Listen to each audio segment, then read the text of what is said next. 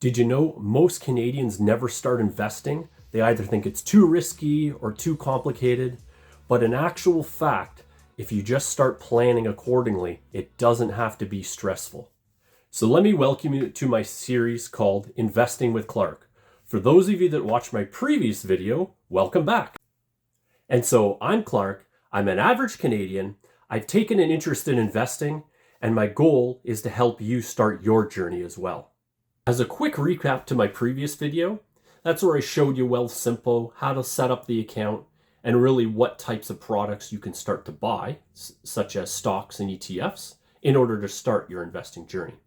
What I hope to do in this video for you is start to give you some tips and maybe some different tricks to really keep you on track, to keep you going in the right direction. So before we get started, grab a pen, a piece of paper or something, because it's important you write stuff like this down, because a lot of us, I know we skip through a lot of videos and then we forget about it and we think, oh yeah, we had a great idea. So the first thing I would do is make sure that you're investing on a schedule. So whether you want to maybe invest when you get paid, like they always say, pay yourself first. So on your payday, you automatically take that amount, whatever it is, if you've determined it's $50, $100, even $20. Take that money, transfer it into your trading account, and make that investment. But stay on a schedule. So it could be a payday, maybe you pick a specific day in the month, whatever it is, so that you'll always come back to that. And don't be afraid to set up a reminder in your phone. Having something like your Google Calendar set up so that it reminds you every time, you want to get in the habit of keeping on schedule. The next tip I'll share with you is an important one. What I would say is start investing with a small amount of money. A lot of times what people will do is they'll try and get very ambitious and set a big number. That's great. If you can do it, that's great. But unfortunately what happens sometimes, or life happens sometimes, that's what happens. And you're then not able to continue that investment. And then maybe you get sidetracked or discouraged because something in life comes up. Maybe you have a bill that you didn't expect or a repair to your car. So start small. Start with a number or an amount that you know you're going to be able to manage to put into your account or into your investing every single month.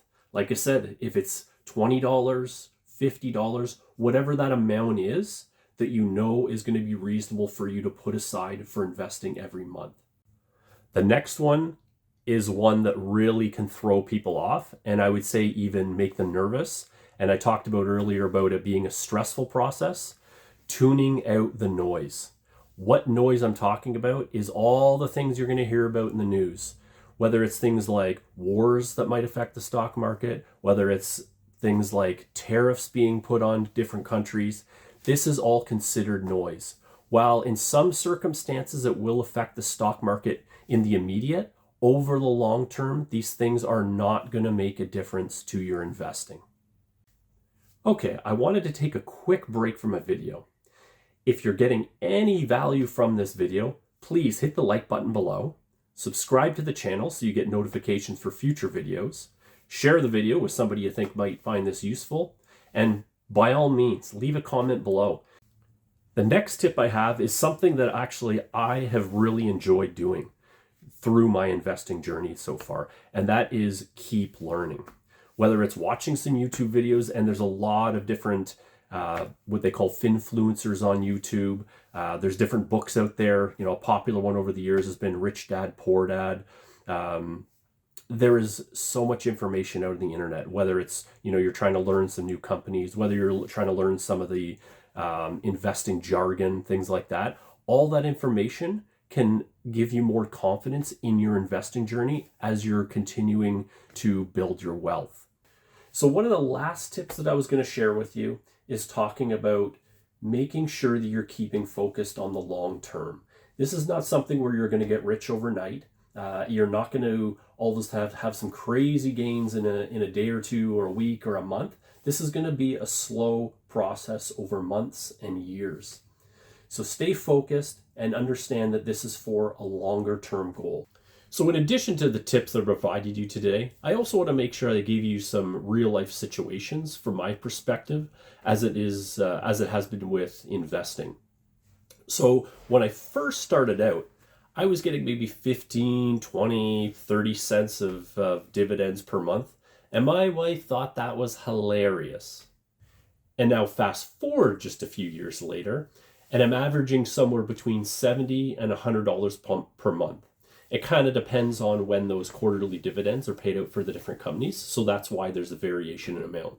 But if you figure I was making 15, 20, 25 cents per month previously, and now I'm up to $70 or $100 per month, that's real growth and real investment that I've made over the few years.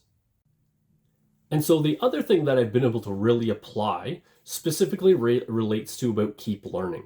In order to ensure that I'm always learning, I've decided to actually start listening to some financial and economic podcasts. If that's not your thing, by all means, don't do it. But I found I was listening to a lot of other types of podcasts, social ones, funny ones, and such. And I still do that. But I thought, if I can learn as well while I'm spending the time listening to these podcasts, I'm only going to better myself and essentially be able to invest wiser. So I've started listening to some different podcasts that specifically focus around economics, finances, investing. And I've got some Canadian ones I listen to, American ones. If that's something you're interested in knowing more about, by all means, drop it in the comments and I'll be more than happy to share that with you. I've also kind of decided that I want to do something in my video series that shows you a little bit about my journey in even doing a series like this. So an interesting quote that I heard this week when I was listening to a financial podcast was a quote that I thought was very applicable to the series that I'm doing. And the quote that they said that I thought was really interesting was, strip out the jargon. And what that means is don't use a lot of fancy financial terms or economic terms that are going to confuse people or make things more complicated. So the reason I've shared that with you and how that's going to help me is I really want to keep the language I use easy to understand. Because the last thing I want to do is frustrate or confuse anyone. So that about brings me to the end of my video. I hope you've been able to take something away from this today because I've enjoyed spending time with you. And remember the tips that I gave you today. First, invest on a schedule. Next, start investing small amounts and grow as you get more comfortable with your investing. Always remember to tune out the noise, no matter what's going on in the world. Tune out all that noise because ultimately it doesn't matter. And also keep learning. The more you learn is going to make you a better investor. And lastly, but definitely not the least, make sure you're keeping focus on the long-term goal. Whether that's for retirement or wealth building, focus on that long-term goal. And as always, like, comment, and subscribe to the channel, and hopefully we'll see you next time. Thanks for watching. Just thought I would also walk you through how to buy a stock or ETF in your TFSA. Haven't shown you that yet, so I'll just walk you through the process. So I'm already in my TFSA account within Wealthsimple. As you can see in my summary here, I've got $42.38 available to trade. So I'm just going to simply go down to one of my holdings. This is just for example purposes, so don't be too concerned about what I'm buying or anything. But for this instance, I'm going to go in and buy a stock. I'm going to buy TELUS. As you can see, this stock's been beaten down quite a bit. I'm holding a loss at this point, but I have got quite a bit of dividends. Overall, it's only down 8%, and I'm pretty confident based on my average price at $23.45, which you'll see there. Over time, I think it will rebound. And like I said, I have had some pretty good dividends. So even that total return there, technically speaking, I'm probably about even or even up a little bit. So I'm not all that concerned, but I also don't plan on selling it. So in terms of these purposes, like I said, all I'm going to simply do is go to the bottom where it says trade. I'm going to buy. Click on the big zero there so I can indicate that I want to buy one share. I'll review. So it's a market buy into my TFSA, one share at a total cost of $21.47. I'm going to go ahead and submit that order, and it's done. and that's just a confirmation that it's done. And that's all it really takes. It's not a complicated process. Hopefully anybody watching, you've started this process or journey. But if you needed any clarification, there you go as well. Thanks very much.